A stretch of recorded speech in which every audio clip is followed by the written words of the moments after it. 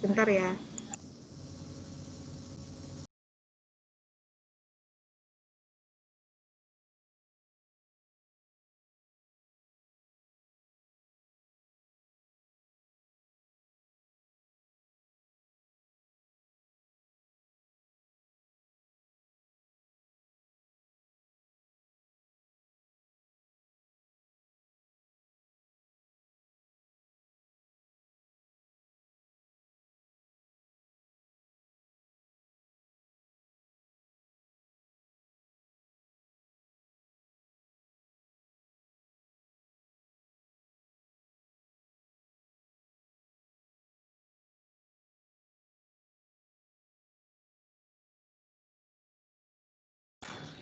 Ya, baik.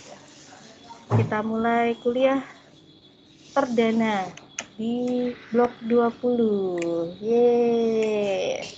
2 blok terakhir ya sebelum lulus.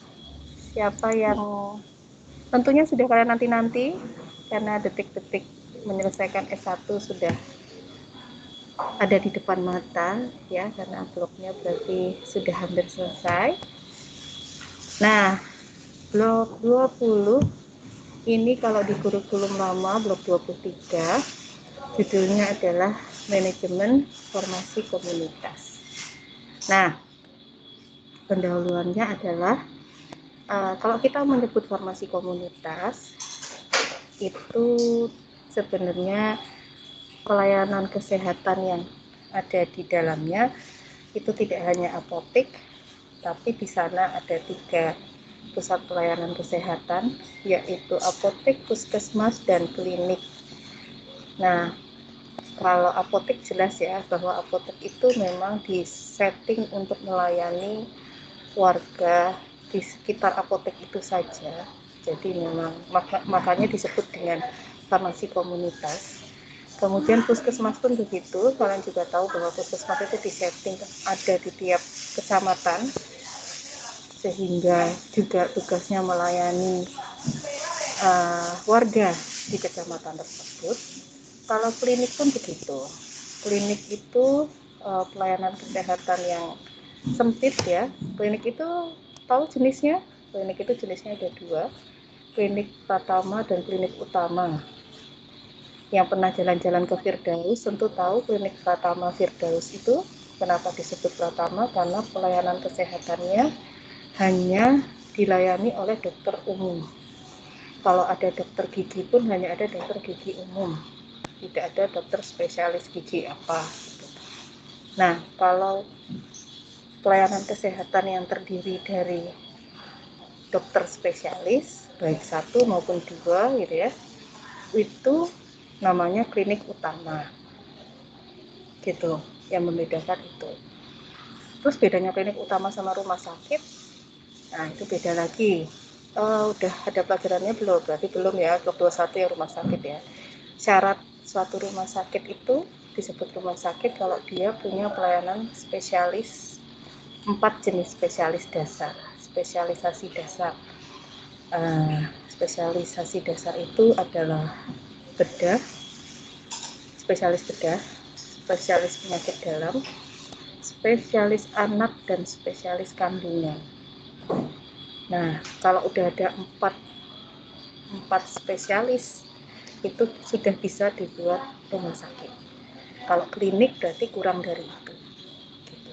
Nah, itu yang membedakan. Nah, jadi tadi intinya kalau berbicara tentang farmasi komunitas berarti farmasi yang melayani di pelayanan kesehatan, tidak hanya apotek tapi juga puskesmas dan klinik gitu ya. Oke, saya share PPT dulu.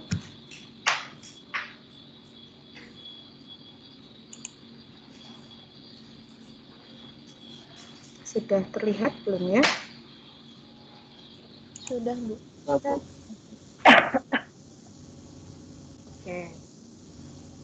Jadi pada hari ini saya akan share tentang pendahuluan tentang apotek itu apa, pelayanan yang ada di sana apa, dan perizinannya. Tentu biasanya ya apoteker itu cita-citanya ini apotek sendiri gitu. Siapa di sini yang cita-citanya seperti itu? Biasanya kan seperti itu.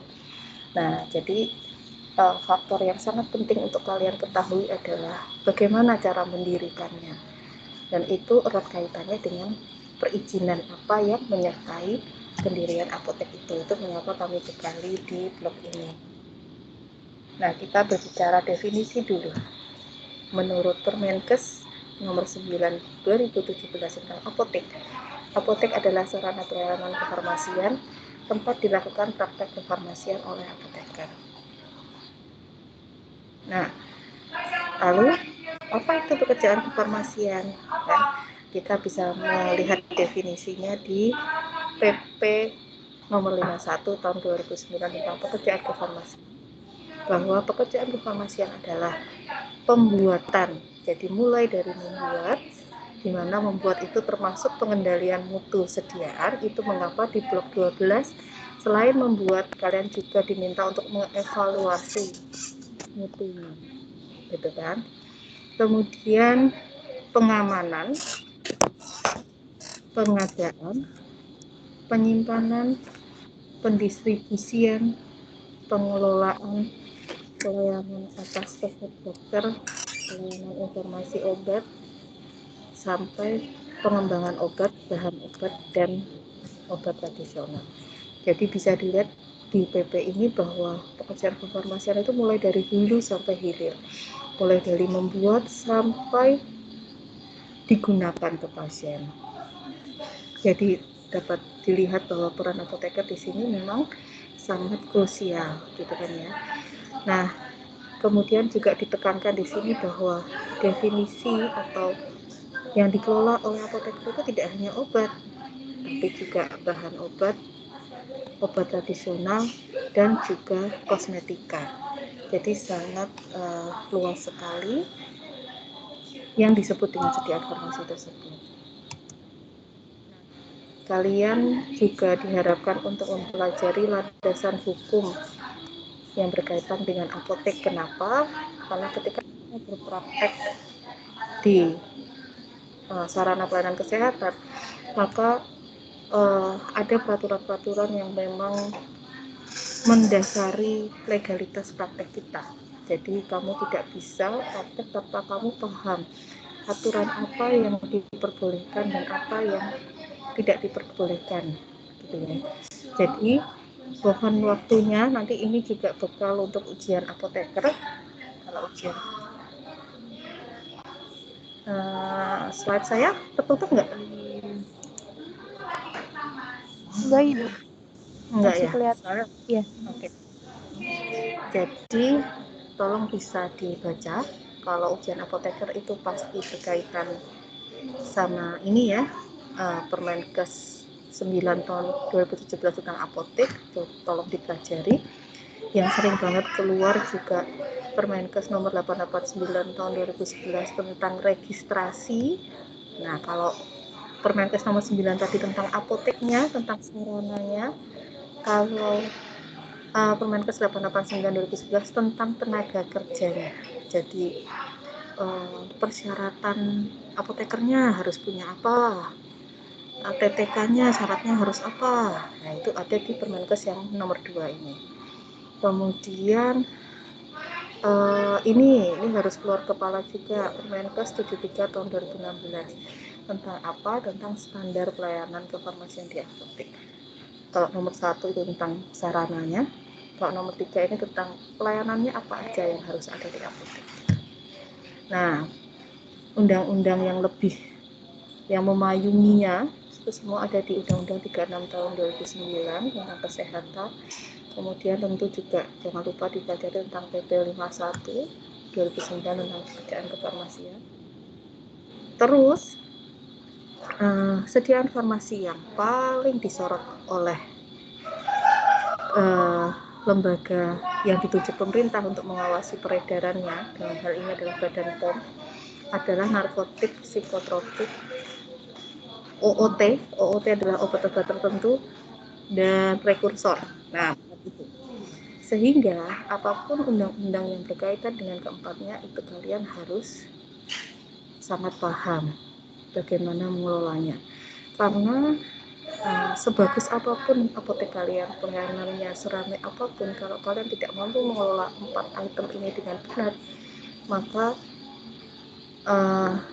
sangat sering terjadi apoteker terjerat kasus hukum di situ karena mengelola 4 item tersebut dengan tidak tepat, gitu ya. Kenapa kok 4 item itu? Karena 4 item itu memang cikal bakal terjadinya drug abuse, gitu ya, kecanduan yang selama ini memang diperangi oleh pemerintah, gitu kan. Nah, jadi tolong pelajari Undang-Undang 35 tahun 2009 tentang narkotika, kemudian diperbaharui di Permenkes nomor 2 tahun 2017 tentang perubahan penggolongan narkotika. Di sini beberapa golongan narkotika dirubah golongannya, ya, yang tadinya boleh untuk pengobatan menjadi tidak, gitu kan, misalnya karena ternyata efek adiktifnya sangat dominan, gitu, jadi dipindah golongannya. Kemudian UU nomor 5 tahun 97 tentang psikotropika, kemudian Permenkes 9 tahun 2015 tentang perubahan penggolongan psikotropika. Nah, kalian harus, kalau jadi apoteker, harus bisa membedakan mana yang narkotik, mana yang psikotropik, gitu, intinya begitu. Kemudian Permenkes 3 tahun 2015 tentang peredaran, penyimpanan, pemusnahan, pelaporan narkotika, psikotropik, dan gabus. Kemudian ada peraturan yang baru lagi, penggolongan obat baru, obat-obat tertentu, itemnya ada 6 biji, hanya 6 buah, tapi kenapa kok dia bukan narkotik, dia bukan psikotropik, tapi dia diawasi khusus oleh Badan POM, yaitu 6 item itu, obat-obat tertentu. Kenapa? Karena sering disalahgunakan oleh oknum-oknum yang tidak bertanggung jawab, gitu ya. Dia kok digolongin narkotik, psikotropik nggak bisa juga, tapi orang itu kalau konsumsi itu ya ada efek ketagihannya, ada efek ngefly-nya, gitu ya, jadi digolongkan ke OOT. 6 item itu apa? Nah, nanti dibaca ya, harus hafal sih karena soal OOT ini banyak banget. Narkotik, psikotropik, OOT itu di UK itu banyak banget. Kalian kan tentu kita mengarahnya ke apoteker ya, berarti kalian harus mulai siap-siap juga untuk menghadapi ujian apoteker itu. Lalu WhatsApp saya ganggu ya, tak matiin.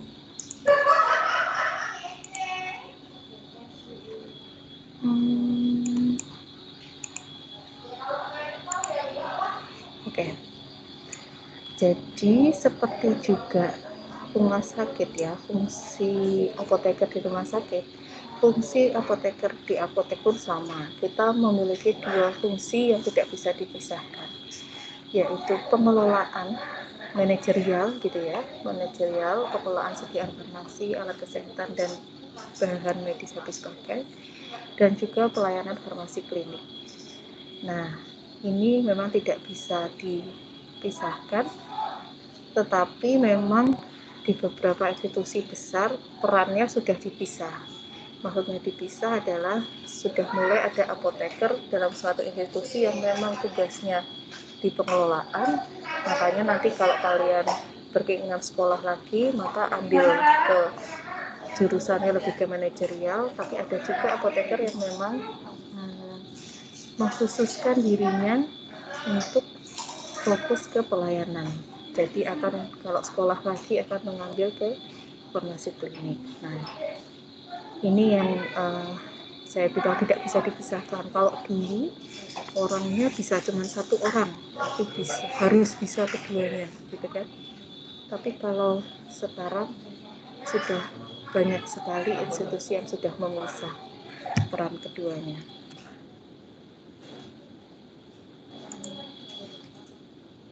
Oke. Untuk mendirikan apotek, apotek itu legal, berdiri dan beroperasi apabila dia memiliki yang namanya SIA, Surat Izin Apotek.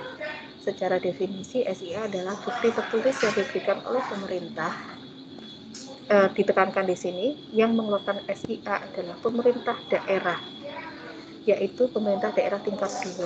Kalau tingkat 2 berarti kabupaten atau kota, ya, kepada apoteker sebagai izin untuk menyelenggarakan apotek.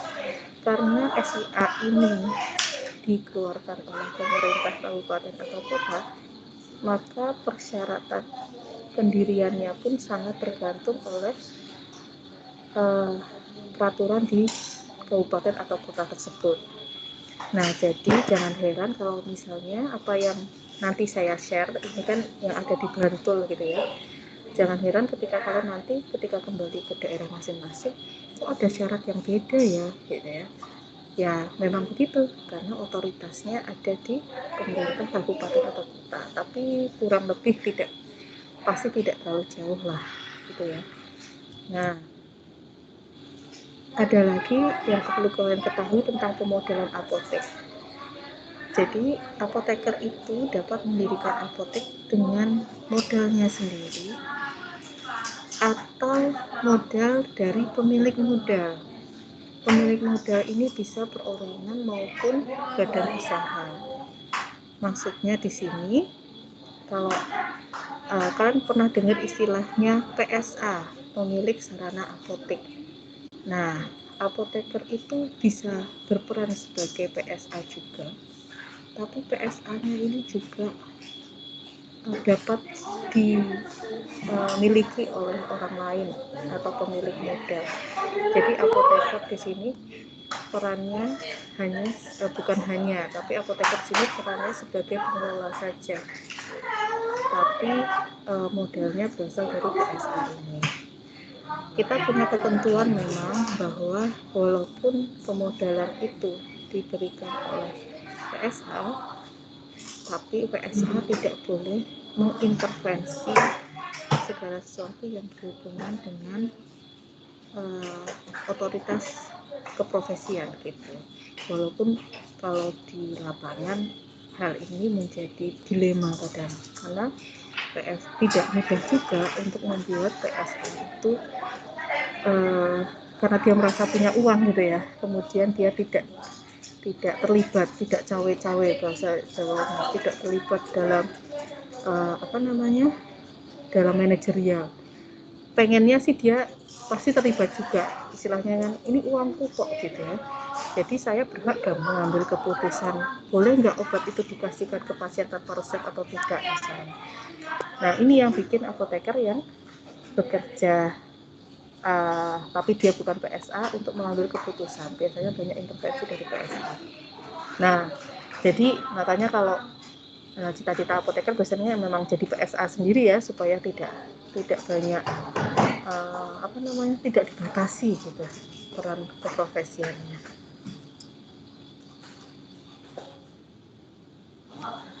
Nah, sekarang kita saya diganggu. Nah, jadi sekarang kita masuk ke persyaratan pendirian apotek. Nah, jadi kalau kalian ingin mendirikan apotek, maka ada beberapa hal yang harus disiapkan. Pertama adalah lokasi. Jadi kita tahu bahwa namanya apotek itu juga memiliki dua fungsi, selain pelayanan profesi juga bisnis, ya kan. Kita nggak bisa pilih dong, yang namanya usaha kita pengen untung juga gitu. Dan faktor lokasi itu menjadi sangat penting, ya kan. Jadi ketika kamu kan nanti dapat tugas, tadi sudah dibekali belum mau dibangun ya, kalian kan diminta untuk membuat studi kelayakan apotek. Itu bentuknya seperti bisnis plan di blok 19, tapi objeknya adalah apotek. Nah, kalian diminta untuk mencari lokasi yang memang prospek ya. Jadi pemilihan lokasi pendirian ini menjadi sangat penting. Tidak semata-mata yang penting di depan rumah saya gitu. Nah, rumahmu di mana? Di dalam perumahan. Wah, harus mikir juga gitu ya. Dalam perumahan yang beli nanti orang-orang di perumahan itu aja misalnya yang tahu itu ada apotek, itu juga kita tidak mau ya. pasar kita akan lebih terbatas. Nah, jadi tolong diperhatikan lokasi. Yang kedua, bangunan. Ada, silahkan dibaca di Permenkes tahun 2017 tadi bahwa ada syarat untuk bangunan. Bangunannya harus bangunan permanen. Ya, di sana disebutkan. Apa itu bangunan permanen? Ya, berarti temboknya benar-benar tembok dari batu bata gitu ya. Bukan, tahu nggak sih kalau sekarang kan zamannya triplek gitu. Nah, itu tidak boleh.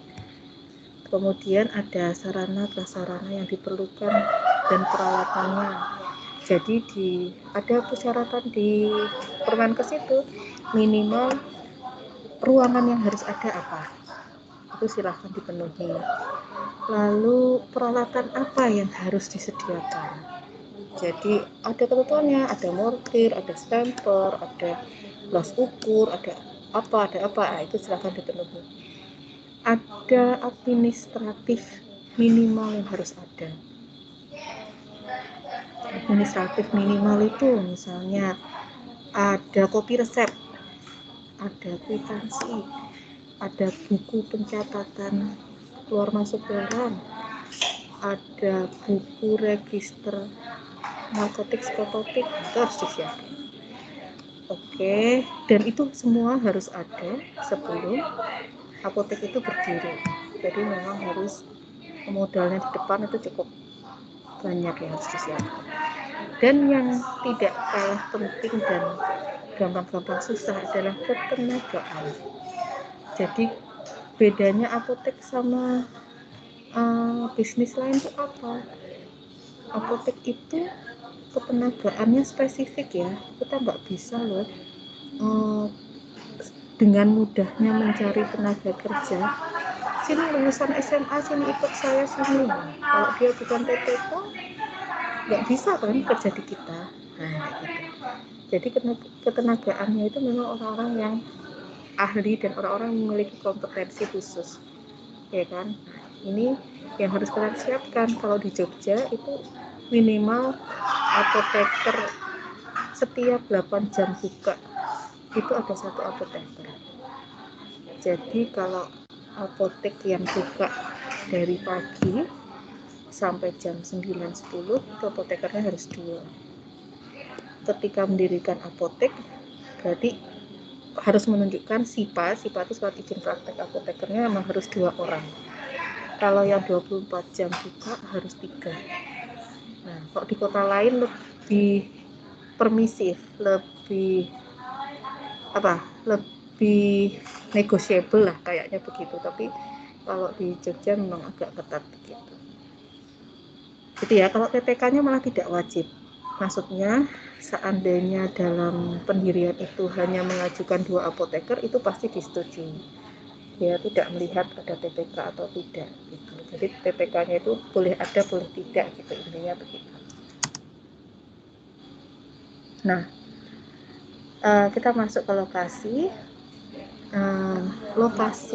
Jadi dalam satu tahapan pendirian apotek itu ada namanya presentasi studi kelayakan yang kalian buat, yang kalian coba belajar di blog ini membuat, itu akan dipresentasikan di depan Dinas Kesehatan dan juga IAI kabupaten tersebut. Ya, tujuannya apa? Salah satunya ini, pemerintah daerah itu memang mendapatkan wewenang untuk mengatur persebaran apotek di wilayahnya dengan memperhatikan akses masyarakat dalam mendapatkan pelayanan kefarmasian di apotek. Jadi dia berhak menolak apabila di sana terlihat sudah terlalu banyak apotek misalnya, gitu ya. Kemudian itu kenapa fungsinya dipresentasikan gitu. Nah, jadi kalau bangunan tadi ya, yang terpenting memiliki fungsi keamanan ya, karena kita kan mengelola obat-obat yang bisa menjadi obat dan bisa menjadi racun juga gitu ya kalau dosisnya tidak tepat. Nah, sehingga kita memang perlu membuat bangunan itu aman, tidak bisa terlalu mudah diakses oleh orang yang tidak berkepentingan. Nah, tapi juga bangunan itu mendukung kemudahan pemberian pelayanan kepada pasien maupun orang-orang khusus, misalnya orang yang sudah tua, anak-anak, penyandang cacat tuh harus kita perhatikan. Misalnya bangunan apoteknya tingkat 2 gitu ya, terus pelayanannya di lantai 2, itu kan kalau untuk orang sepuh kan susah atau tidak nyaman ya, atau tidak mudah untuk naik tangga. Nah, itu tentu perlu diperhatikan. Kemudian bersifat permanen. Dan yang ketiga ini, bangunan apotek itu dapat merupakan bagian dari bisnis lain, dari bangunan lain. Artinya apa? Artinya di sini kita bisa berbagi dengan fungsi lain di bangunan tersebut. Makanya kenapa ada apotek di dalam mall? Karena peraturannya memang memperbolehkan apotek itu menjadi bagian dari pusat perbelanjaan. Mengapa ada apotek yang jadi satu sama supermarket? Karena peraturannya memperbolehkan apotek tersebut menjadi bagian dari supermarket. Kenapa bisa ada apotek yang jadi satu sama rumah? Karena peraturannya itu membolehkan apotek itu menjadi bagian dari rumah, kantor, sekolah, dan sebagainya. Bahkan misalnya bangunan tingkat 2 yang ruko gitu ya, yang bawah apotek, atas jadikan rumah pemiliknya, itu juga boleh gitu. Atau bawah itu apotek, atas warnet pun itu boleh gitu. Jadi sampai segitunya karena memang peraturannya membolehkan. Lalu tadi ada ruang-ruang minimal yang harus dipersiapkan. Jadi memang kalian diminta untuk membagi-bagi tempat ya. Makanya kalau lihat di apotek itu ada gantungan tulisannya penerimaan resep gitu ya, terus penyepahan. Nah, itu memang disarankan memang ada tempat yang terpisah. Walaupun itu di satu etalase, tapi paling enggak ada pemisahan walaupun itu hanya tulisan. Jadi ada tempat penerimaan resep, ada ruang khusus untuk pelayanan resep dan peracikan. Jadi itu biasanya tidak dapat dilihat oleh orang luar atau tidak bisa dilihat oleh pasien. Kenapa? Karena obat-obatnya biasanya yang disembunyikan di belakang itu memang obat keras ya, memang tidak bisa dibeli pasien tanpa resep gitu kan. Kemudian penyerahan sediaan farmasi itu juga terpisah. Kemudian ini yang sangat penting dan biasanya kalau sidak itu selalu ditanyakan, yaitu ruang khusus konseling. Jadi seperti kalian ketahui kalau konseling itu merupakan tempat bagi pasien untuk tidak hanya apotekernya yang berkebutuhan untuk memberikan informasi, tapi konseling itu juga sarana pasien untuk berkonsultasi tentang obatnya, tentang penyakitnya, yang dimana itu adalah rahasia ya, dia berhak merahasiakan dari orang lain. Saya nggak mau loh pasien yang lain dengar saya berkonsultasi seperti ini kepada apoteker, sehingga ruang konseling ini harus punya ruang sendiri, intinya begitu. Tidak akan boleh ada konseling itu di mana ruang konselingnya itu pun di meja itu, tapi mejanya itu di sebelah kasir. Itu bukan ruang private dan itu tidak diperbolehkan. Jadi kamu bisa kalau ngeset ruang apotek, silakan dipikirkan ada ruang kecil, ruangnya cuma 2x2 pun boleh kok gitu ya. Yang penting ruangannya private, cuman tertutup dan memungkinkan untuk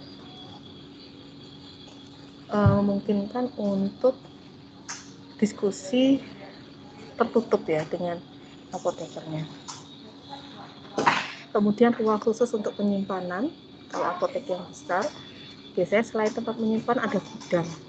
Nah, selain itu juga ada tempat untuk arsip ini bisa di lemari juga nggak masalah gitu. Saya minta waktu semenit ya, ini ada diganggu Pak Yanto.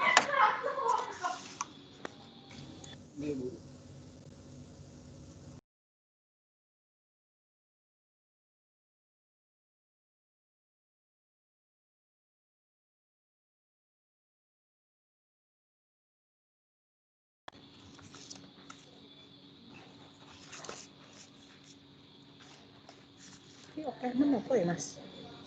5 Iya. OT deh.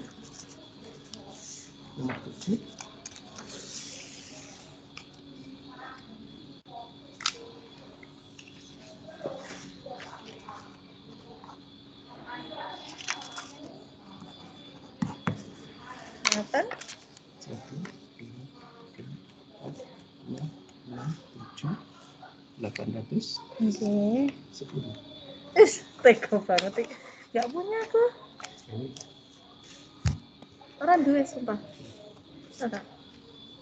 Ya nanti lagi balik sini lagi. Ya.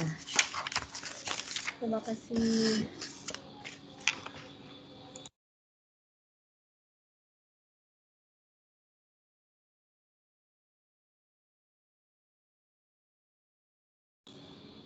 Oke, lanjut ya. Tadi sudah tes. Sudah dengar? Sudah, Bu.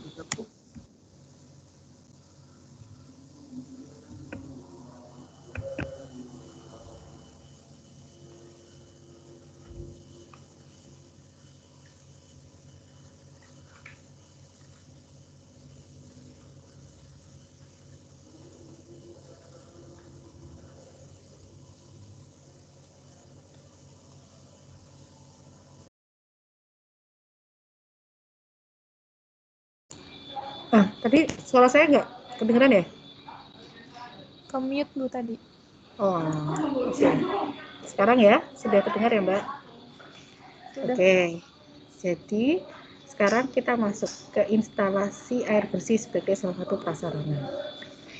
Jadi kalau nanti punya suatu apotek, mau mendirikan apotek kan kadang kan yang menjadi masalah tuh salah satunya air ya. Contohnya air di UMJ ini kalau kalian perhatiin, itu airnya kan kuning. Nah, airnya kuning itu dulu pernah dicek, itu kadar logamnya tinggi. Ya. Nah, jadi apotek yang berada di sekitar UMY, kos-kosanmu wis. Kalau yang di dekat-dekat UMY itu kalau dicek airnya mohon tidak untuk diminum, intinya begitu. Karena karena ketika dicek itu memang secara alamiah itu alamnya begitu, kadar logamnya tinggi. Jadi, solusinya apa? Kalau itu untuk pendirian apotek ada persyaratan menggunakan solusinya, salah satunya adalah menggunakan pump ya. Jadi tidak mungkin air sumur di air sumur di apotek tersebut bisa digunakan untuk operasional apotek. Kan kalian tahu ya kalau di apotek itu juga ada proses pembuatan obat. Misalnya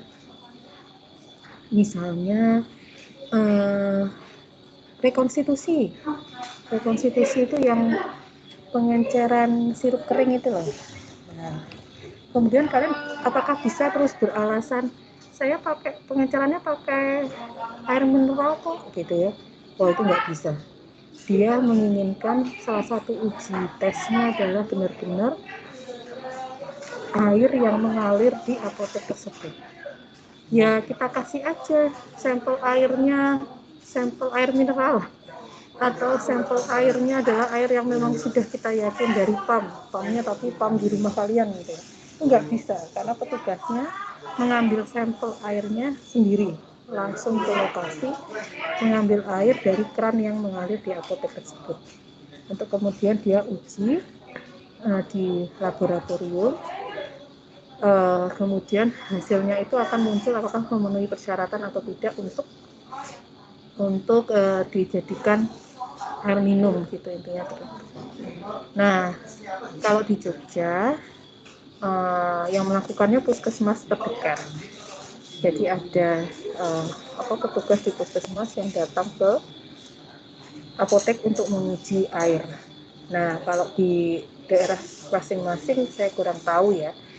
Tapi seandainya tidak pun ada lembaga pemerintah yang memang tugasnya untuk menguji sampel air seperti itu. Nanti bisa dicek di daerah masing-masing. Lalu juga yang harus disiapkan instalasi listrik, sistem tata udara. Jadi ini yang susah kalau daerah yang terlalu panas.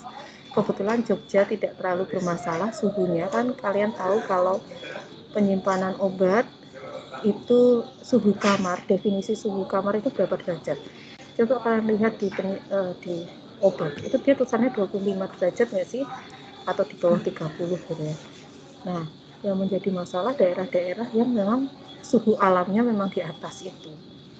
Sehingga solusinya, satu-satunya solusi, mungkin apotek tersebut harus menambahkan AC misalnya. Supaya apa? Kan kita kan mengelola obat, supaya stabilitasnya juga tetap terjamin. Gitu.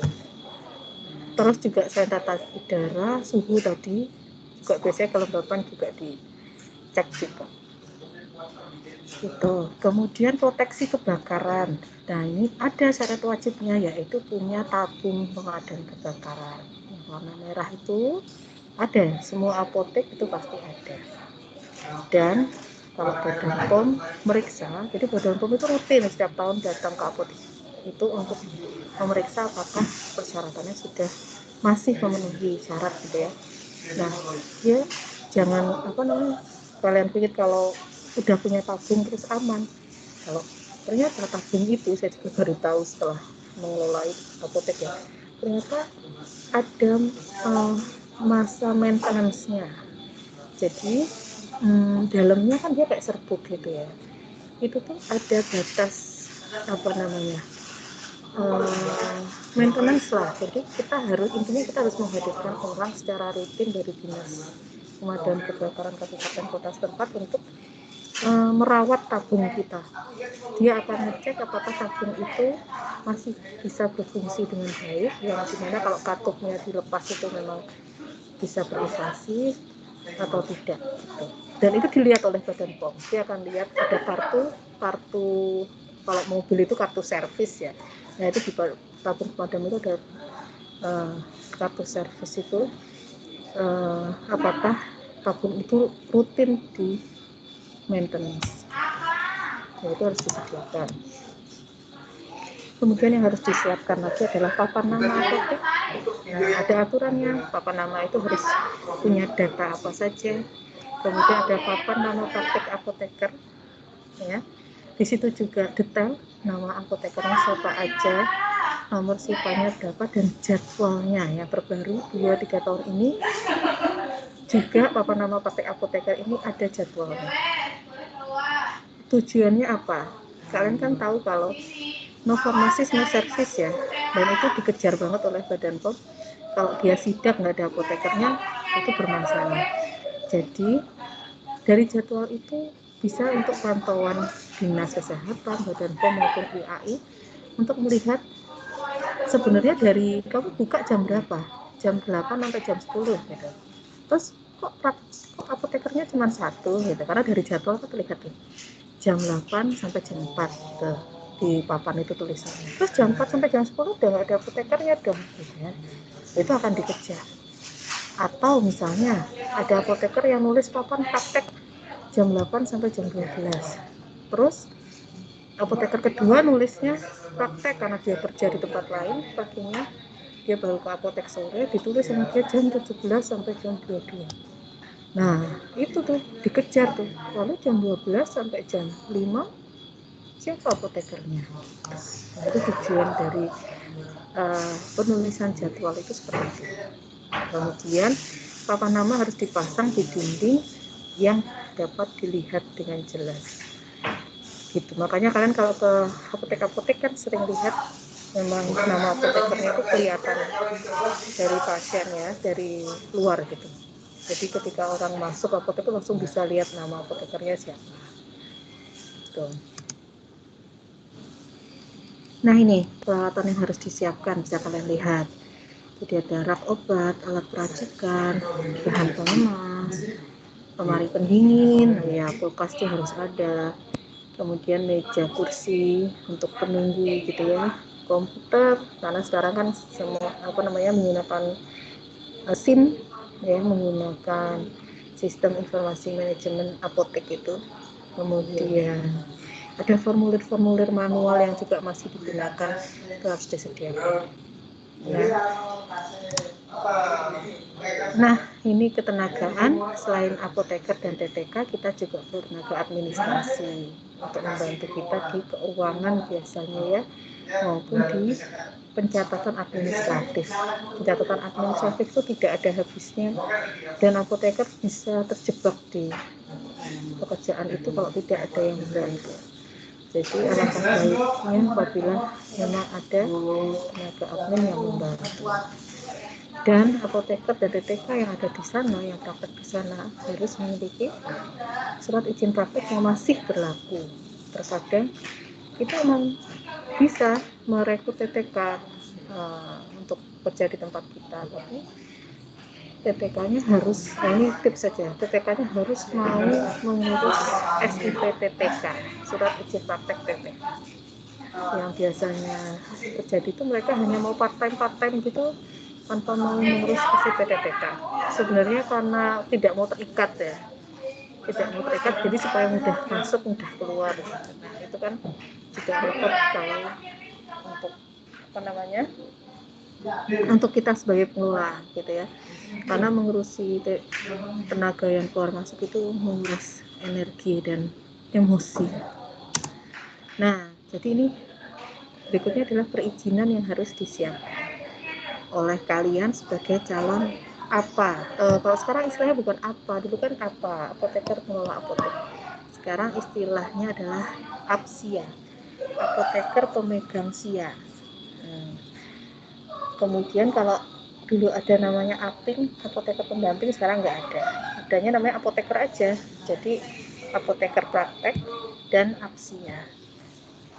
Nah, untuk perizinan yang harus disiapkan adalah surat izin apotek, kemudian STRA, pernah dengar juga surat tanda registrasi apoteker. Setiap nanti kalian lulus, kalian otomatis dapat dan otomatis terregistrasi secara nasional dan harus diperbarui 5 tahun sekali. Kemudian SIPA ini juga berlaku 5 tahun, SIA juga berlaku 5 tahun ya. SIPA adalah surat izin praktek apoteker.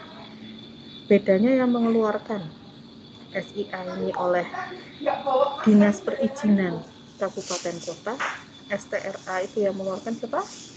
Namanya KFN, Komite Farmasi Nasional. SIPA ini yang mengeluarkan Dinas Kesehatan Kabupaten Kota. Nah, jadi SIA dulu kita bahas. SIA ini sebenarnya di undang-undangnya atau di peraturan resminya dikeluarkan oleh menteri, tapi menteri kemudian melimpahkan kewenangannya kepada pemerintah daerah, kabupaten atau kota. Kemudian SIA ini berlaku 5 tahun dan bisa diperpanjang. Kemudian penerbitan SIA ini bersamaan dengan penerbitan SIPA untuk APSIA ya. Jadi karena itu tadi SIA ini menempel langsung dengan surat izin dari apoteker pemegang SIA, sehingga masa berlaku SIA itu mengikuti masa berlaku SIPA. Nah, untuk mengajukan SIA ini yang harus disiapkan.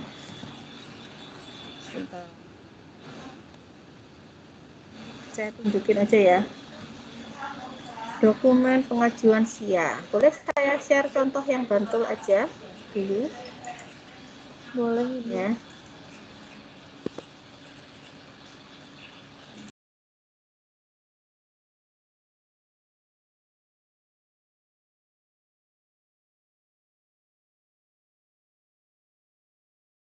Sudah terlihat ya? Sudah. Oke.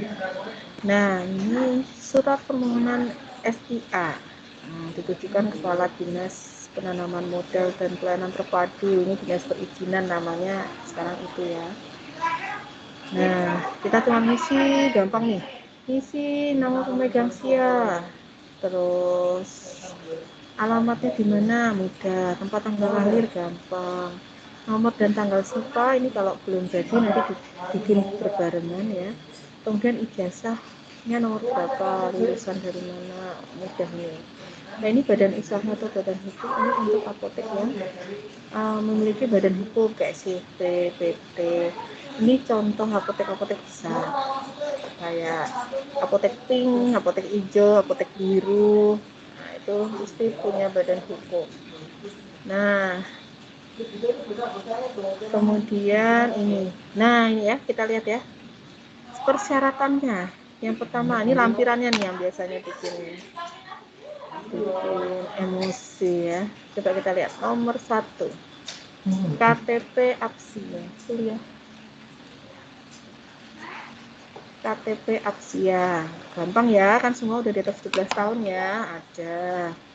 Terus fotokopi surat keterangan domisili bagi pemohon yang alamat KTP-nya tidak sesuai dengan alamat domisili. Contohnya, KTP kalian Bengkulu, tapi kalian mau menjadi Aksia di Jogja. Jadi kamu perlu surat keterangan domisili. Perlu cari surat dari RT, RW gitu, untuk mendapatkan surat keterangan domisili. Yang ketiga, surat izin usaha perdagangan, SIUP. Nah, SIUP ini cara bikinnya gimana? Nih, saya share. Syarat SIUP. Tenang, kalau saya hanya berharap kalian tidak menjadi patah semangat untuk membuat apotek. Jadi ini ya, ini kenyataannya ya. Untuk mengurus SIUP. Nah, SIUP ini syaratnya, misi ini gampang, identitas pemilik gampang, identitas perusahaan mudah. Jadi tulis saja apotek apa, alamat apa, NPWP gitu ya, statusnya apakah PMA, PMBN atau perorangan pun boleh. Misalnya kalian apoteknya itu memang perorangan, belum punya badan hukum, tulis aja lain-lain. Kemudian legalitas perusahaan ini kalau badan hukum, kalau enggak ya enggak usah.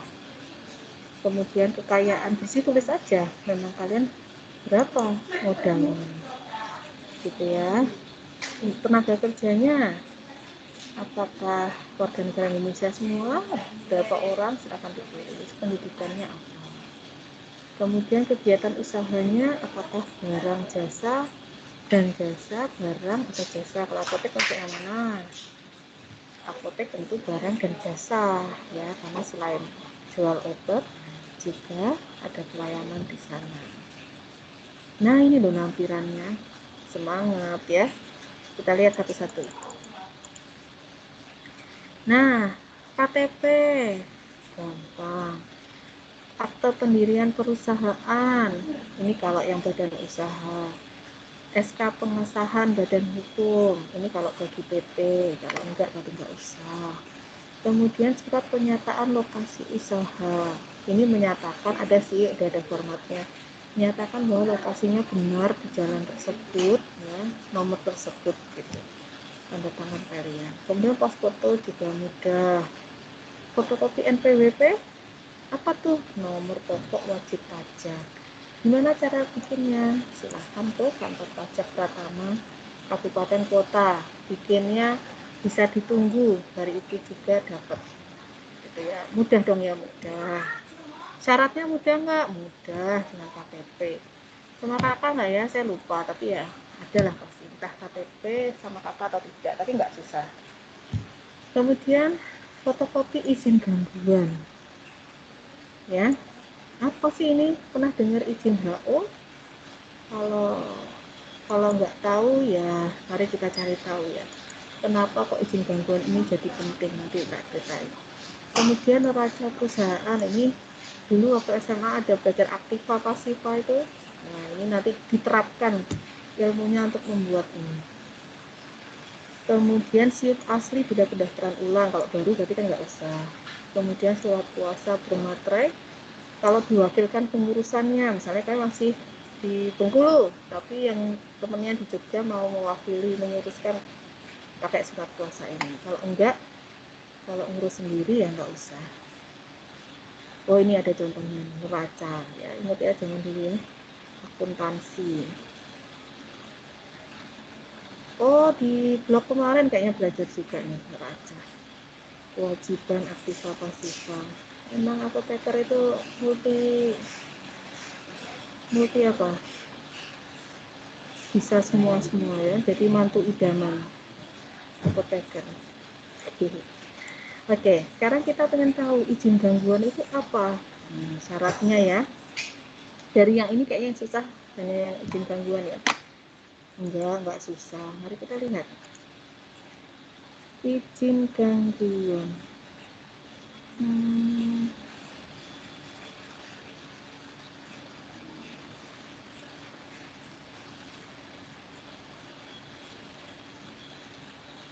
Enggak ada ya. Bentar.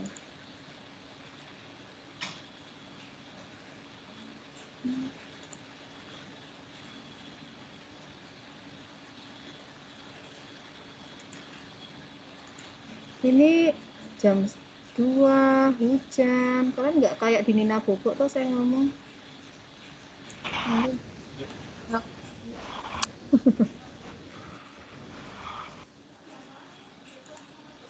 Selesai.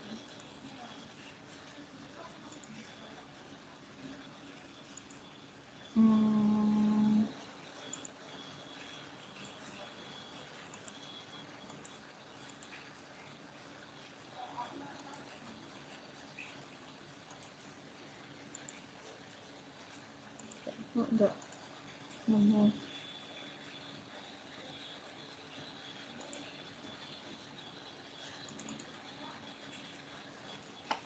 Kelihatan ya?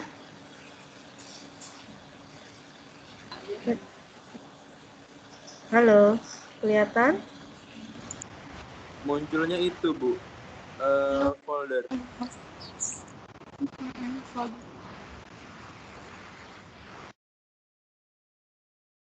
Sekarang belum kelihatan?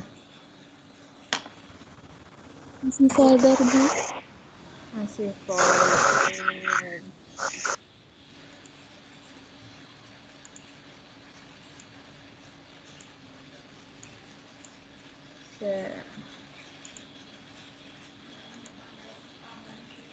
Oh ini harusnya muncul. Sekarang? Sudah, Bu. Oke. Sudah, Bu. Izin gangguan. Kenapa perlu izin gangguan? Karena kalau kita bikin bisnis itu kemungkinan kita akan mengganggu. Siapa sih yang diganggu? Tetangga kita. Ya enggak? Biasanya jadi ada keramaian.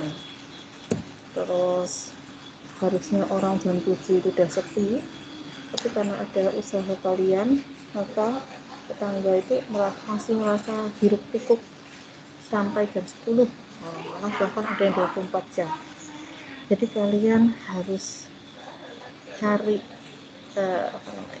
persetujuan dari tetangga kanan kiri kalian bahwa mereka siap untuk tanda kutip kita ganggu gitu ya, kenyamanannya. Oke, syaratnya ini diisi mudah ya, nama perusahaan, alamat, nama tempat usaha gitu, nama penanggung jawab yaitu kita, nomor telepon, jenis usahanya ditulis apotek, jumlah modalnya ditulis apa adanya aja, terus ditulis juga nama pemilik tanah atau bangunan.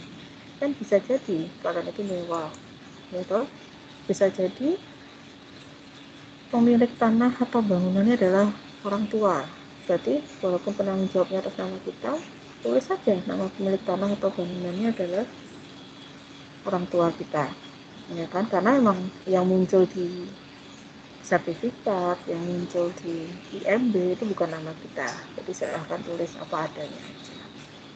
Nah kemudian ini loh lampirannya ya, disiapin. Pertama,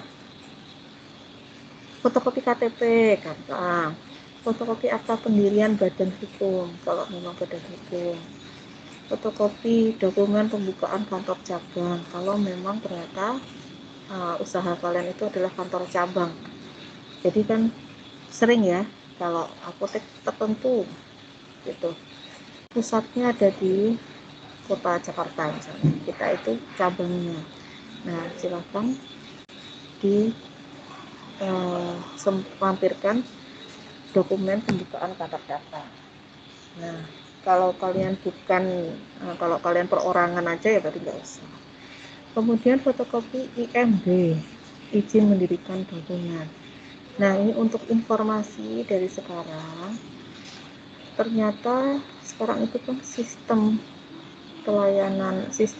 perizinannya menggunakan online system, namanya OSS, Online Single Submission, di mana seluruh Indonesia khusus persyaratan yang ada di OSS itu syaratnya sama. Nah ternyata banyak sekali kalau kasus di Jogja apotek yang tidak bisa memperpanjang perizinannya ya, terbentur setelah zaman OSS ini. OSS ini baru 2 tahunan kayaknya. Kenapa? Karena ternyata tidak semua apotek itu punya IMB ternyata. Contohnya apoteker yang membuka apotek di rumah ya, cuman di rumah punya teras terus dia buka apotek di situ. Banyak banget tuh kamu lihat yang seperti itu. Nah ternyata mereka tidak pernah ngurus IMB. Ada IMB tapi IMB itu IMB rumah. IMB-nya coba nanti kamu cek kalau kamu punya cita-cita bikin apotek di rumah, coba tanya ke orang tua pertama punya IMB atau enggak, karena kalau ngurusnya itu agak lama dan ya nyatanya banyak apotek yang tutup karena itu, berarti kan juga nggak mudah.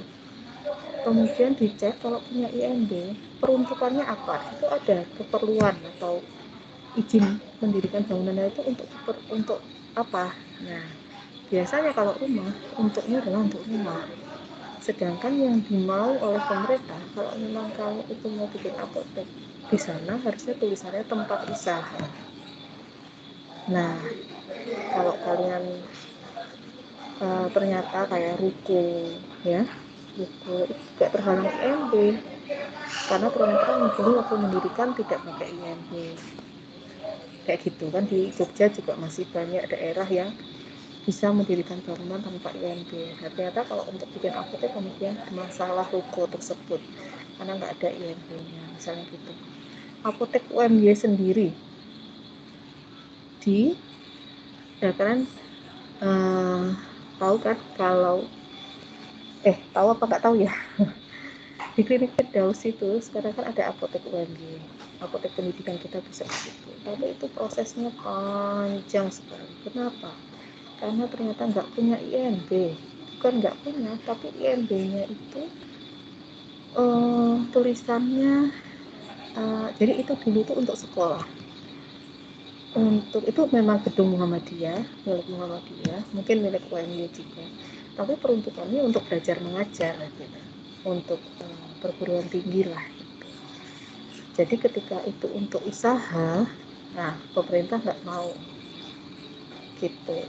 Jadi IMB-nya bunyinya harus tempat usaha. Nah proses merubah dari sekolah tadi itu atau kalau rumahmu besok rumah ke tempat usaha itu ternyata juga panjang. Dan syaratnya nanti kita lihat ya, syaratnya apa, kenapa kok panjang. Nah itu IMB. Kemudian SPPL. SPPL itu adalah surat pernyataan kesanggupan pengelolaan dan pemantauan lingkungan hidup. Nah jadi sekarang itu kan isunya adalah isu penghijauan, isu go green gitu ya. Nah jadi semua usaha, mau itu kafe, mau itu laundry, semualah usaha kalau dia mengurus izin itu pasti diminta untuk mengurus SPPL ini. SPPL ini sebenarnya untuk bukti bahwa kita sanggup untuk mengelola usaha yang tidak merusak lingkungan. Kalau laundry isunya adalah deterjennya itu ya, pembuangannya itu apakah merusak ekosistem atau enggak gitu, karena deterjennya itu. Kalau kenapa apotek, hubungannya apa kalau apotek? Wah, apotek isunya adalah karena obat-obatannya itu bisa membunuh organisme lain, buangannya itu loh. Kalau kita bikin puyer, mungkin kalian tidak terpikir ya, bikin puyer, dimortir, mortirnya dicuci. Nah, ada toh sisa obat di mortir tersebut. Nah, itu terbuang. Apakah pembuangannya itu beresiko enggak buat membunuh makhluk hidup lain gitu, kayak gitu. Atau obat sisa, obat kadaluarsa atau obat sisa, dibuangnya kemana? Karena obat itu kalau kamu buang sembarangan juga merusak alam, merusak makhluk hidup lain. Nah, seperti itu. Jadi itu isu-isu lingkungan itu yang menyebabkan perlu izin ini. Nah, izin ini juga tidak mau menyurutkan semangat juga, tapi ya tidak mudah juga. Nanti ada syaratnya, kita buka. Kemudian nomor 6, persetujuan tertulis dari tetangga terdekat yang diketahui lurah dan camat. Nah, jadi tadi yang saya bilang kan ini diizin gangguan, berarti kalian perlu tetangga kalian menyetujui berdirinya apotek di situ. Jadi kalau kalian sama tetangga kurang akur ya susah sih karena kalian benar-benar harus kulonun gitu ke tetangga depan, minta tanda tangan. Apalagi kalau kalian pendatang, saya cuma di ruko, nggak kenal kanan kiri gitu ya, itu harus gimana caranya, memang harus mendapatkan tanda tangan tetangga. Di sini definisinya adalah tetangga yang mengapit langsung tempat tersebut. Jadi depan, kanan, kiri, belakang. Kalau depannya jalan berarti nggak usah, tulis aja jalan, depan jalan, utara jalan, timur sawah, tulis aja sawah, kiri ada tetangga, belakang kebun, tulis saja kebun gitu. Berarti tanda tangannya cuma satu. Tapi kalau tempat yang apa namanya yang padat gitu ya, berarti semuanya harus dimintai tanda tangan. Nah, izin tersebut juga tidak mudah karena harus kalian bawa ke RT. Setelah dapat tanda tangan kanan kiri depan belakang itu perlu ditandatangani RT, terus RW. Kalau di Jogja ada namanya dukuh, dusun itu kan, itu ada kepalanya, kepala dukuh itu. Kemudian ada kepala desa atau lurah, kemudian sampai ke camat. Nah, jadi jalan-jalan ya supaya kenal semuanya gitu. Terus ini fotokopi bukti status kepemilikan tanah.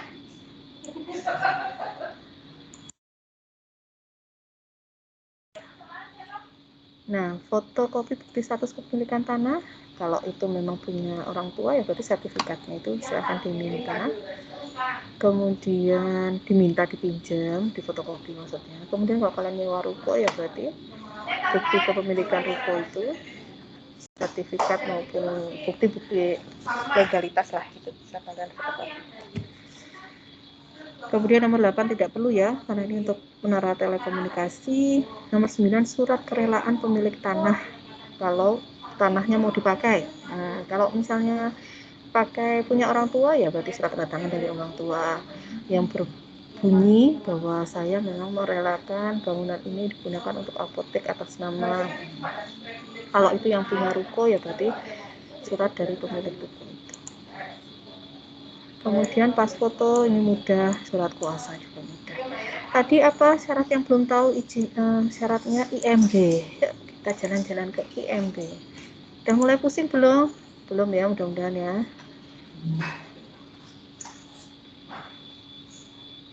IMB. Cek.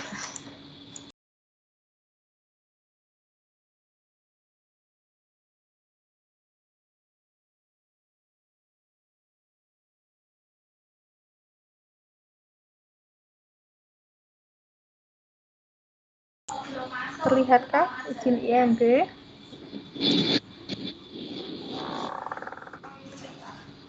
Halo. Kelihatan, Bu. Lanjut, izin IMB. Nah, IMB ini Oke, data pemohon, data tanah juga mudah ya.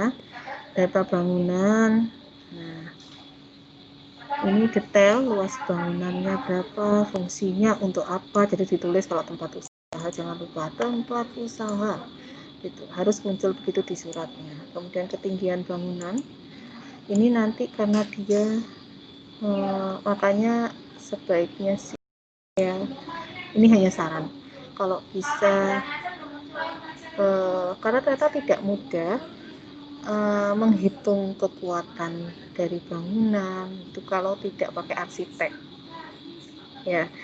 Akhirnya bangunan-bangunan yang dibikin sendiri, maksudnya kan kita kadang mendesain sendiri aja rumah kita ya, tanpa ada perhitungan profesional, nah itu untuk IMB nggak diterima sayangnya.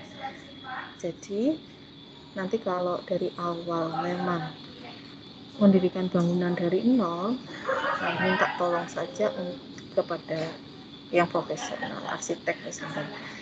Kalau ruko biasanya ini loh, kalau arsitek kan punya desain gambar itu ya, apa sih namanya, pokoknya yang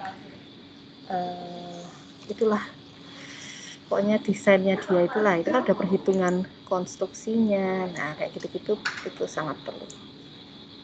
Jadi syaratnya adalah ya, fotokopi KTP gampang, surat kuasa bila dibatalkan ada ya, fotokopi sertifikat tanah ada, surat pernyataan kerelaan dari pemilik bangunan apabila surat pernyataan kerelaan antara pemilik bangunan dengan pemilik tanah apabila pemilik bangunan bukan pemilik tanah. Kan bisa jadi yang punya tanahnya bapaknya, bangunannya IMB-nya mau atas nama anaknya gitu, itu boleh karena anaknya mau untuk tempat usaha. Nah, jadi butuh surat kerelaan dari pemilik tanah tersebut. Surat pernyataan tidak berkeberatan dari tetangga yang berbatasan langsung, ini sama kayak surat izin gangguan. Kemudian surat pernyataan membuat peresapan air hujan. Nah ini nomor 7 ini yang saya bilang mungkin susah kalau ternyata bangunan kita itu yang membuat bukan profesional, yaitu gambarkan rencana bangunan yang meliputi situasi, denah, tampak depan, belakang, samping, rencana fondasi, atap, sanitasi, potongan melintang, memanjang. Nah, dengan kalau saya sih nggak paham, jadi biasanya diserahkan aja ke profesional. Apabila bangunan menggunakan konstruksi baja, ada perhitungannya. Apabila bangunan bertingkat, ada perhitungannya. Apabila bangunan lebih dari 2 lantai, melampirkan teks apa gitu. Kemudian apabila luas bangunan lebih dari segini, perlu SPPL tadi, surat pernyataan lingkungan tadi. Kemudian apabila tidak bertingkat, maka harus dilengkapi apa gitu ya, dan sebagainya kayak gitu. Nah susahnya adalah biasanya kita ngurus IMB itu kalau bangunannya sudah jadi. Nah itu silahkan diskusikan dengan tempat masing-masing. Kalau bangunan sudah jadi tapi IMB-nya belakangan, bagaimana caranya gitu ya. Tadi selain IMB atau syarat izin gangguan ada yang namanya SPPL. SPPL tadi yang untuk pemantauan lingkungan. Nah ini ya, sudah terlihat belum? Jadi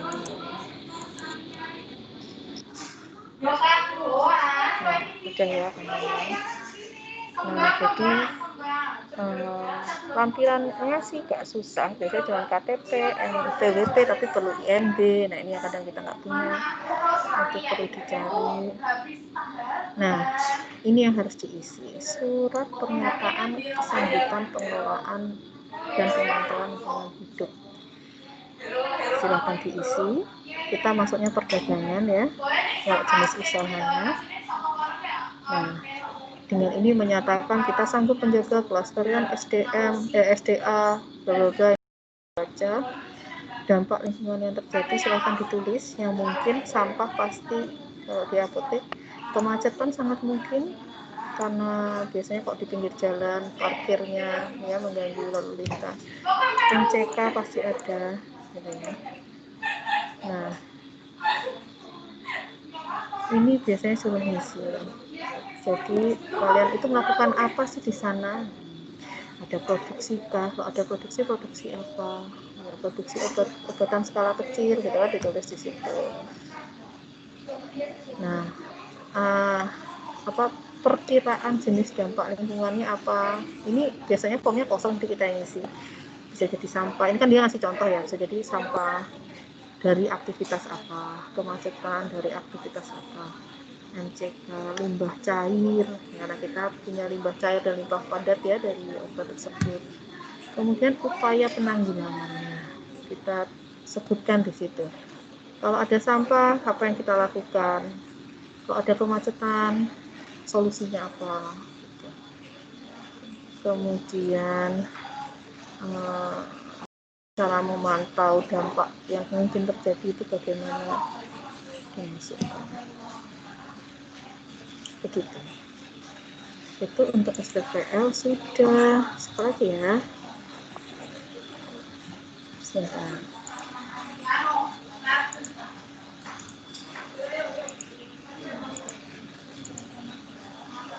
Nanti udah. Oh, kita kembali ke syarat SIA. Masuk syarat SIA. Iya.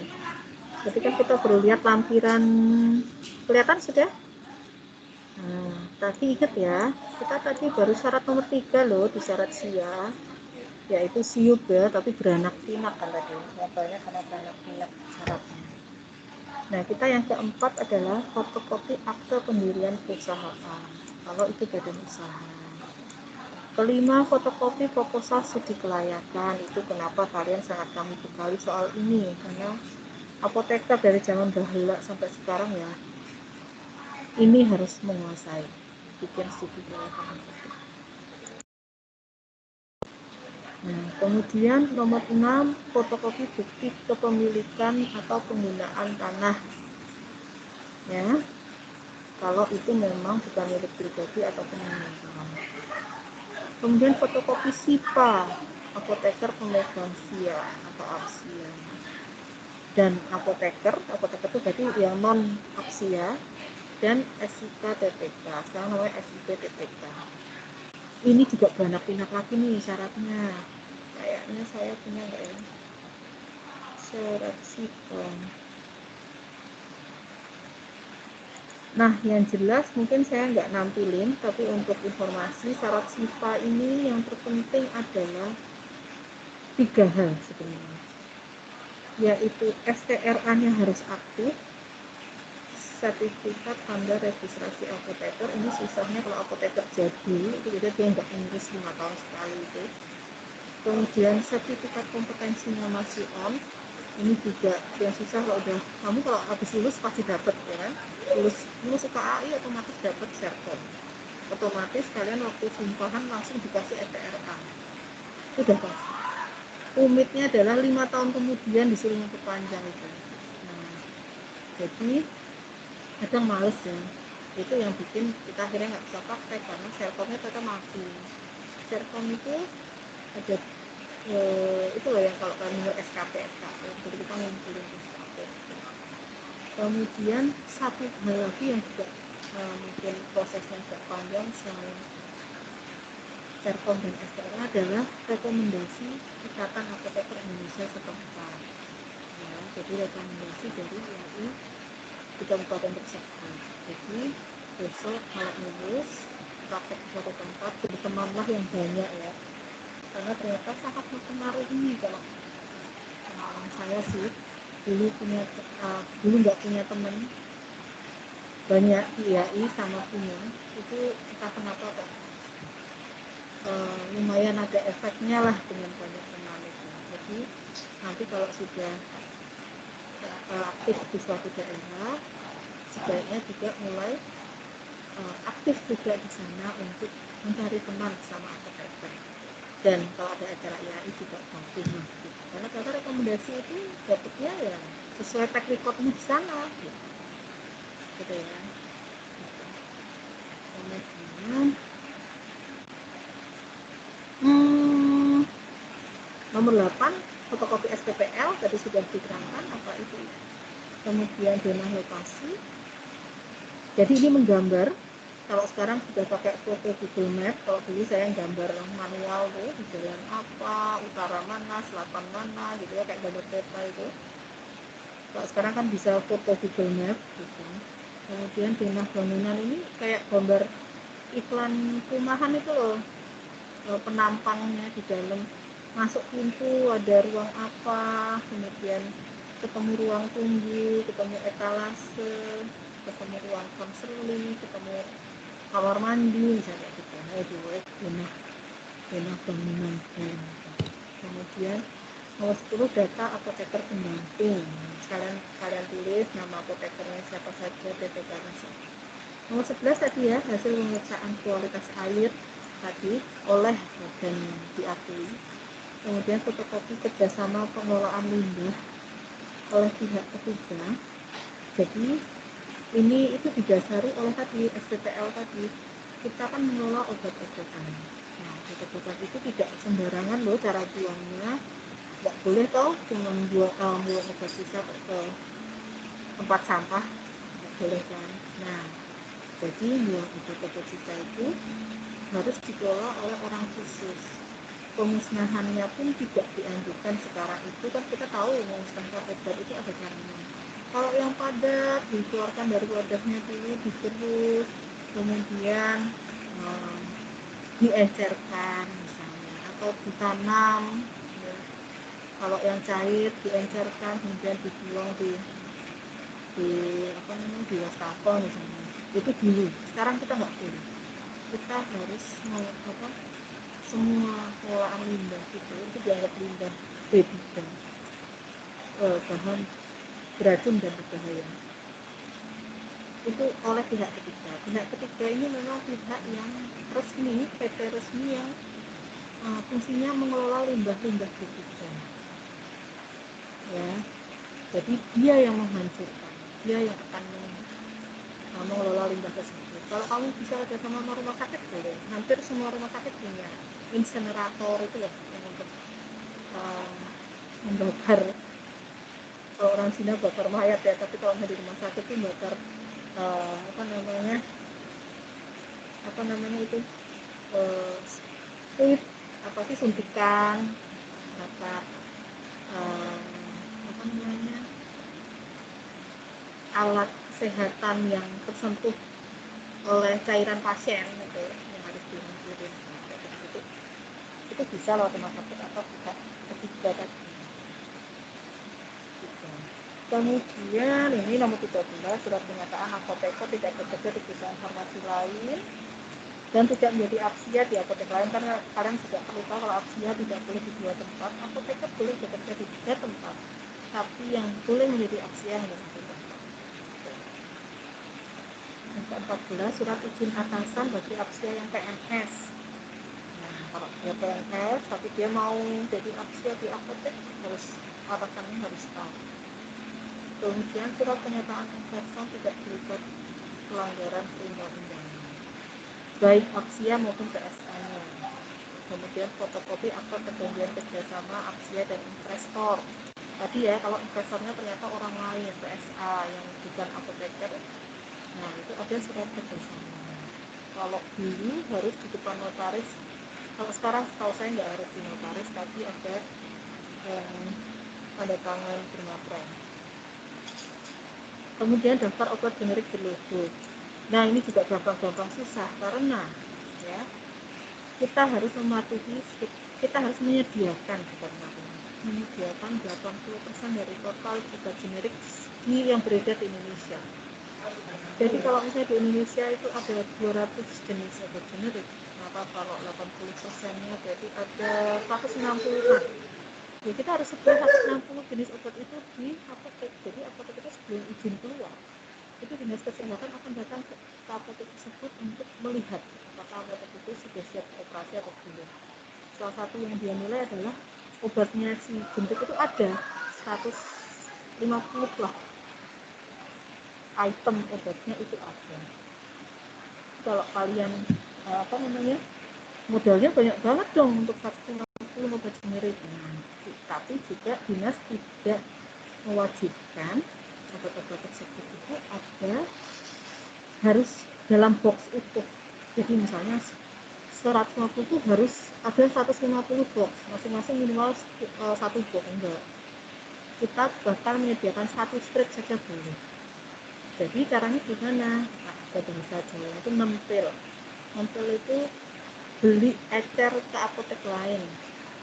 Jadi makanya ini sangat penting punya banyak teman ya.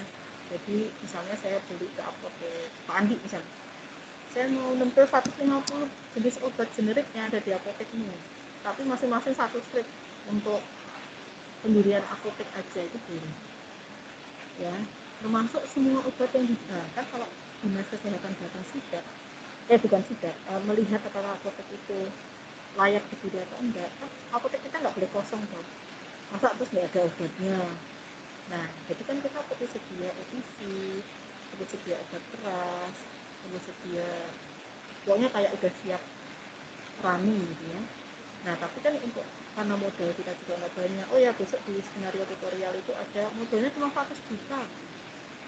Nah gimana supaya modalnya cukup untuk apotek siap berdiri? Caranya nempel kan. Jadi itu biasa banget kita saling meminjam obat. Jadi saya mau semua obat di apotek ini masing-masing 1 strip. Yang penting apotek itu kelihatan sudah bisa jalan gitu. Jadi raknya keisi sirupnya. Walaupun kok dilihat ternyata cuma satu botol nggak apa-apa. Kenapa? Kita nggak tahu kok obat yang fast moving di tempat kita apa beda, bisa jadi beda. Obat yang fast moving di apotek kita sama apotek teman kita walaupun itu satu kecamatan bisa jadi beda. Nah, untuk tahu polanya mana yang laku mana yang tidak, solusi nempel itu sangat bermanfaat. Jadi yang penting ada dulu walaupun itemnya sedikit. Tapi kalau obat sirupnya 1 botol, kalau obat tablet yang strip itu ya 1 strip misalnya. Ya kalau kalian nggak mau kebangetan ya 2 strip gitu. Nanti kalian akan lihat obat apa yang sampai ED-nya itu masih, karena memang di daerah tersebut tidak laku, dan mana yang cepat sekali kalian order. Kalau itu misalnya sudah habis, kalian baru order ke PBS untuk beli 1 strip. Tapi kan beda secara pengelolaan modal daripada sejak awal kalian sudah harus beli di PBS semua 1 box. Wah itu habis modal kalau 100 juta itu nggak akan cukup gitu ya. Jadi begitu salah satu tipsnya. Oke. Kemudian daftar ketenagaan, jadi daftar apoteker dan PTK-nya dan tugasnya apa.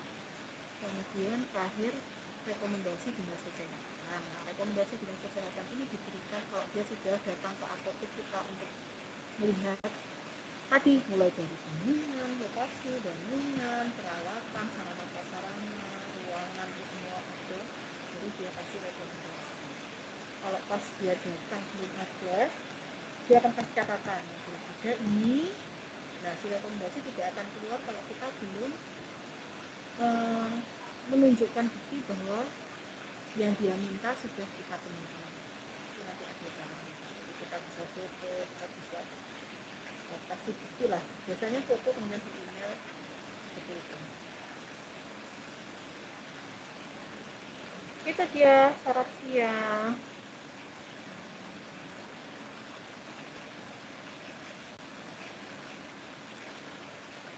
Selanjutnya kita lanjutin dikit lagi ya. Ini hujan gini emang enaknya makan bakso. Kita mau ngajak. Oke, masuk ke PPT lagi, sudah terlihat ya. Oke, tadi sudah kita bahas banyak nih dokumen pengajuan izin. Perubahan izin, bagaimana? Apa sih yang menyebabkan izin itu harus dirubah? Ada 2 hal. Yang pertama, kalau pindah lokasi, bahkan hanya geser 2 rumah, itu izinnya harus diperbaharui. Kedua, kalau berubah apsianya, ya, makanya Kalau sekarang itu susah banget cari aksia. Kalau apoteker yang mau memegang sia, kalau bukan itu apoteker sendiri. Karena tadi itu izin apotek itu melekat di aksianya. Kalau aksia ganti pada izin apoteknya masih ada, tetap sulit izin lagi dari awal. Jadi seperti bikin sia baru. Nah, kalau aksianya tidak teguh komitmennya untuk bertahan di apotek itu cukup lama, ya repot gitu ya, karena kita harus nggak bisa gonta-ganti aksia. Gonta-ganti apoteker, gonta-ganti TPK mungkin bisa, tapi gonta-ganti aksia sangat merepotkan. Jadi kalau komitmennya, kalau besok mau jadi aksia di suatu apotek, pikirkan juga inilah kasihan PSA-nya ya. Atau jadilah aksia di apotek sendiri, itu paling aman. Kemudian ternyata ada 3, selain lokasi apoteker juga ganti nama apotek. Kalau ini jelas ganti nama apotek.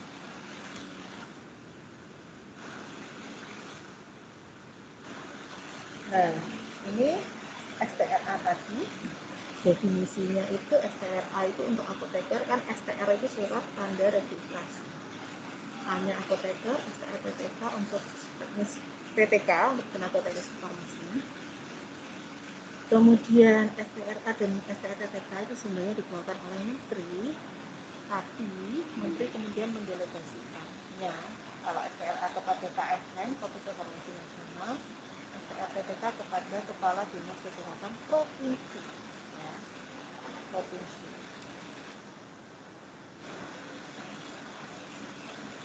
Nah,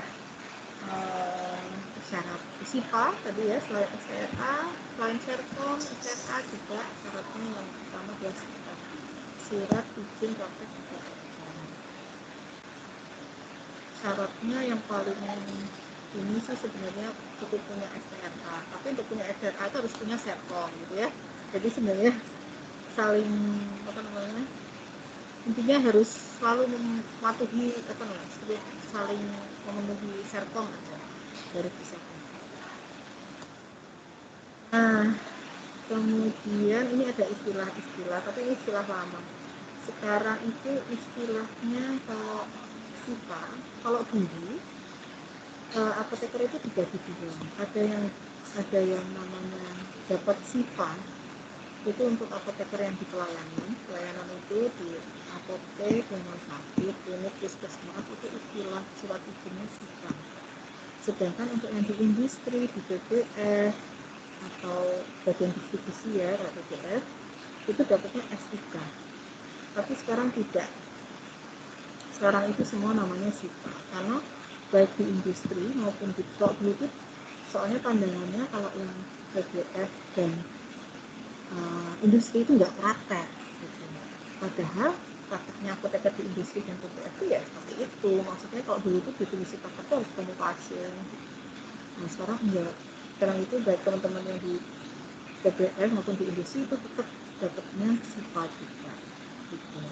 Dan teman-teman di di TPK pun sekarang namanya juga SIP TPK.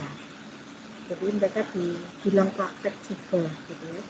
Dan pembatasannya apa? Pembatasannya yang dapat SIP TPK itu hanya D3 farmasi. Ya, teman-teman yang lulusan SMF itu sekarang sudah tidak bisa praktek lagi, tidak bisa mengurus sertifikat kompetensi, kemudian mengurus SPA PPK, kemudian mengurus SIP PPK itu tidak bisa. Nah, ini syarat kita masuk ke persyaratan untuk surat izin apotek yang utama harus disiapkan juga adalah studi kelayakan. Tadi sudah saya sampaikan, studi kelayakan itu sangat mirip dengan bisnis plan kalau di blog 19 kemarin. Jadi ini merupakan suatu rencana komprehensif mengenai rencana pendirian apotek baru untuk melihat kelayakan usaha apotek tersebut baik dari pengertian profesi maupun sisi bisnis ekonominya.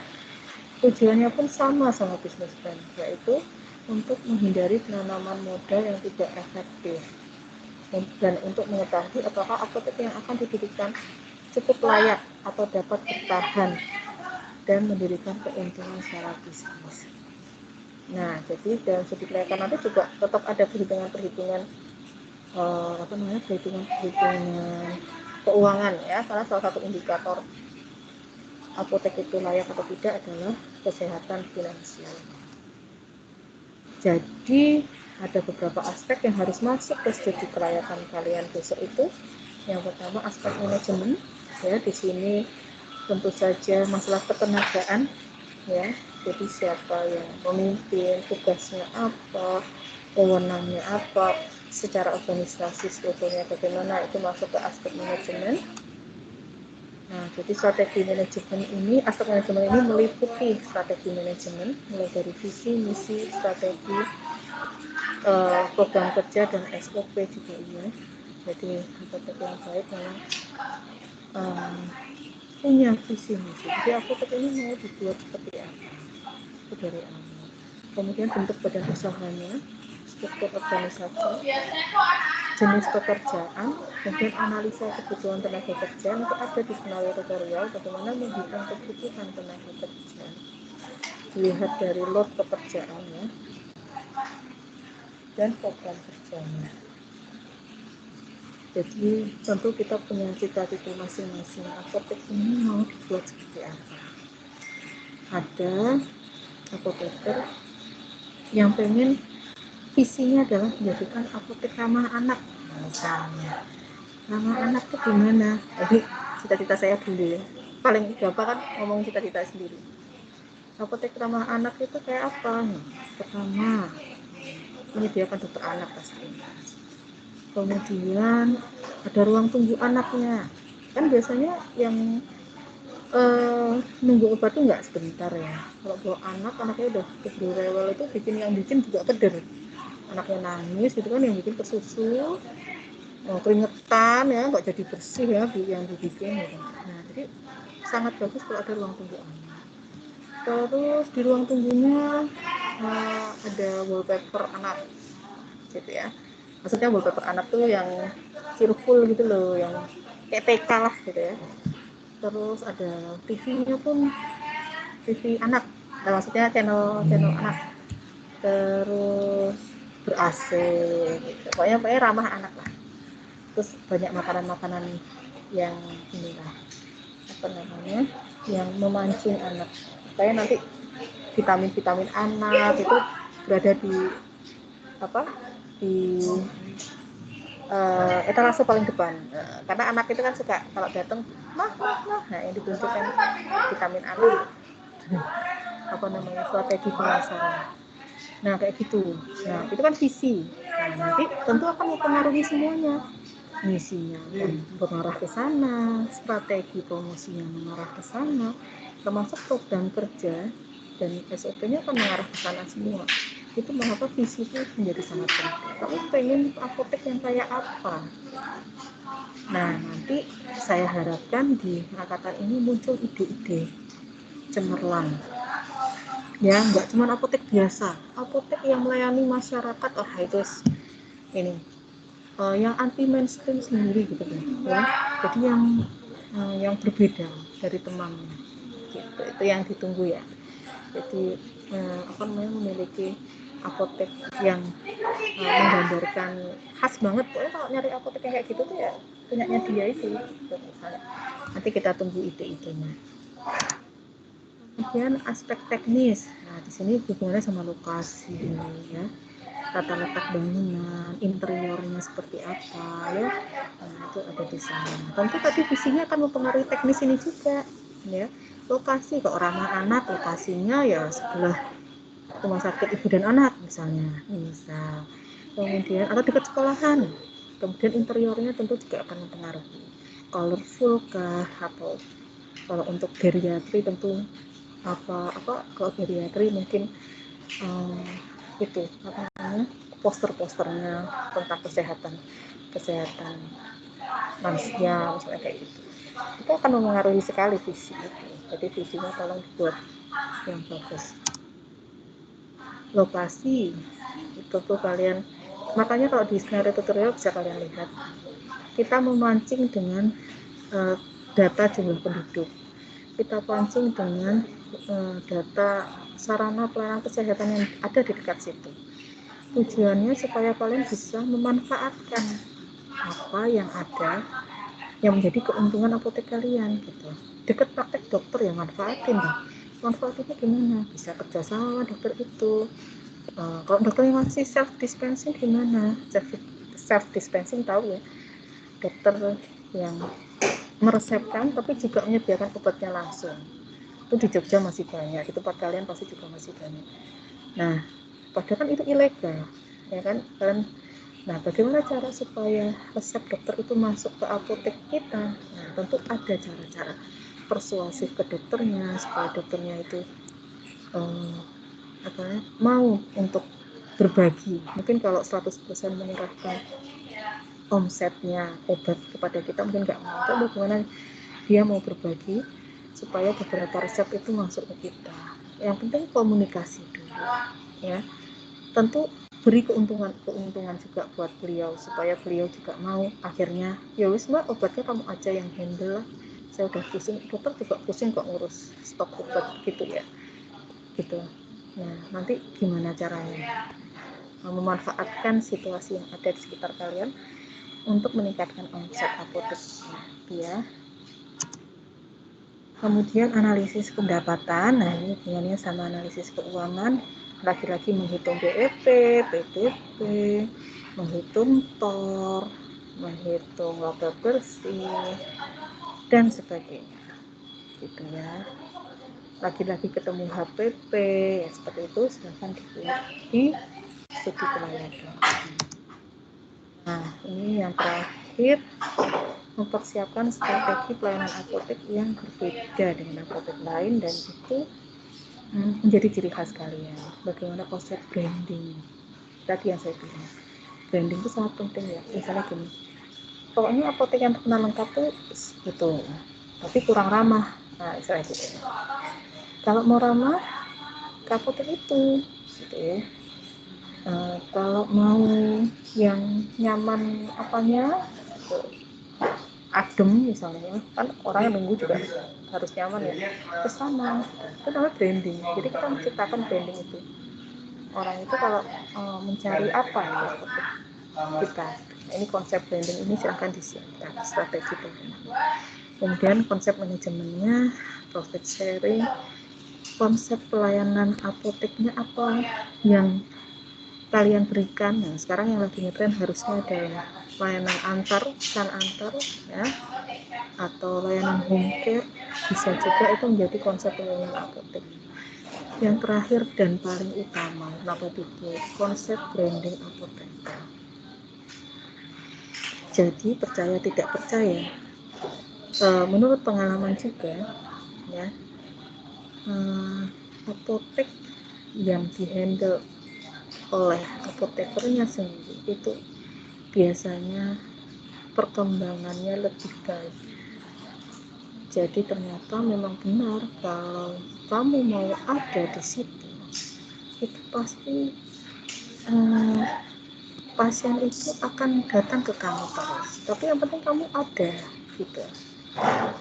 Karena ternyata pasien itu merindukan kok yang namanya dilayani dengan baik oleh orang yang dia percaya sangat paham dengan obat-obatan, daripada obatnya lengkap gitu ya di sana, murah tuh.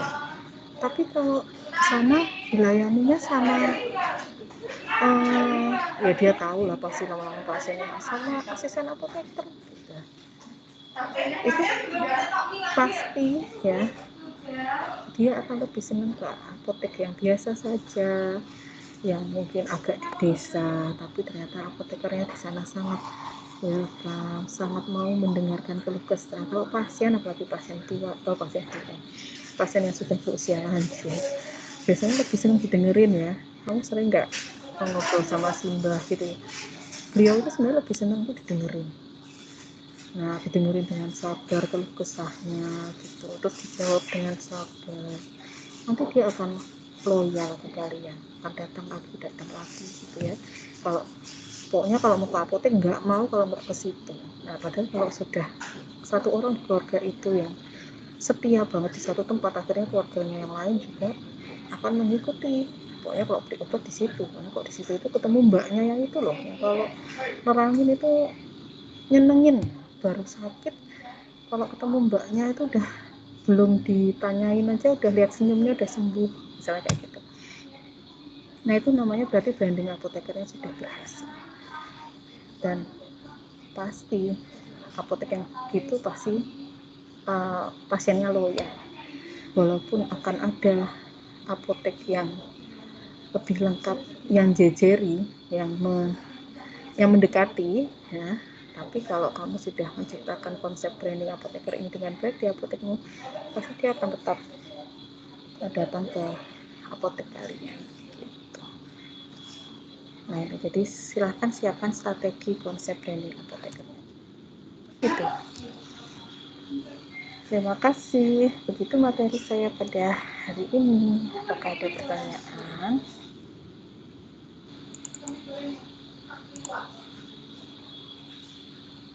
Apakah kalian tertidur?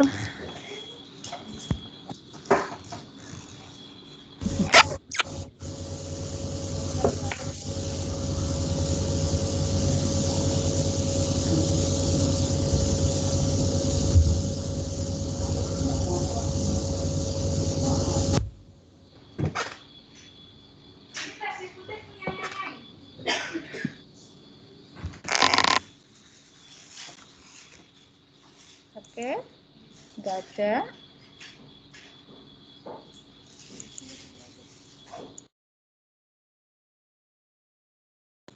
Ini pas azan tuh di sini nggak ada ya kayaknya. Ini bener deh, saya seperti menina bobokan. Tidak ada, Bu. Nggak ada ya. Oke, semoga bermanfaat, semoga semakin bersemangat ya untuk meraih cita-citanya membuat apotek sendiri. Kemudian semoga tadi sih sebenarnya intinya kalau saya mau kasih terakhir ya, semangat terakhir, kalau bikin apotek tuh modalnya dua sih, sabar dan pantang menyerah. Nah, gitu. Pokoknya sabar, pantang menyerah. Kalau misalnya kesulitan, hadapi aja. Karena pasti tidak mudah. Kalau ingin meraih sesuatu pasti tidak mudah. Gitu ya. Oke, begitu cukup sepertinya Mas Aldi. Oke, karena ini kuliah terakhir ya hari ini maksudnya, bisa ditutup sekalian. Mewakili teman-teman semua, kami mengucapkan ini. Maaf apabila ada kekurangan. Jadi sama-sama melakukan saudara dan Alhamdulillah.